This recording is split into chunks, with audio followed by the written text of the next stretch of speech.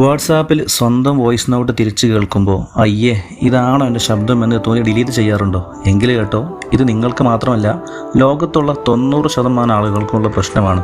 ഇതിനൊരു സയൻറ്റിഫിക് കാരണമുണ്ട്. നമ്മൾ സംസാരിക്കുമ്പോൾ 2 വഴിക്കാണ് ആ ശബ്ദം നമ്മൾ തന്നെ കേൾക്കുന്നത്. 1 വായുവിലൂടെ ചെവിയിലേക്ക്, 2 നമ്മുടെ തലയോട്ടിയിലെ എല്ലുകൾ വൈബ്രേഷനായിട്ടു.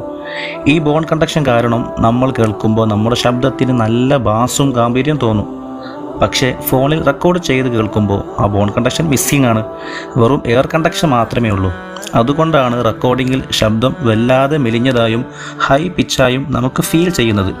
നമ്മുടെ ബ്രെയിൻ പ്രതീക്ഷിക്കുന്ന ശബ്ദവും യഥാർത്ഥത്തിൽ കേൾക്കുന്ന ശബ്ദവും തമ്മിൽ മാച്ചാവാത്തത് കൊണ്ടാണ് ആ ഒരു ക്രിഞ്ച് അഥവാ ജാള്യത നമുക്ക് ഫീൽ ചെയ്യുന്നത്. ഇതിനെ കോഗ്നിറ്റീവ് ഡിസൊനൻസ് എന്ന് പറയും. സത്യം എന്താണെന്ന് അറിയോ? മറ്റുള്ളവർ എന്നും കേൾക്കുന്നത് നിങ്ങളോട് ആ റെക്കോർഡഡ് വോയിസ് തന്നെയാണ്. അത് അവർക്ക് നോർമലാണ്. അതുകൊണ്ട് കോൺഫിഡൻ്റായി ഇനി സംസാരിച്ചോളൂ.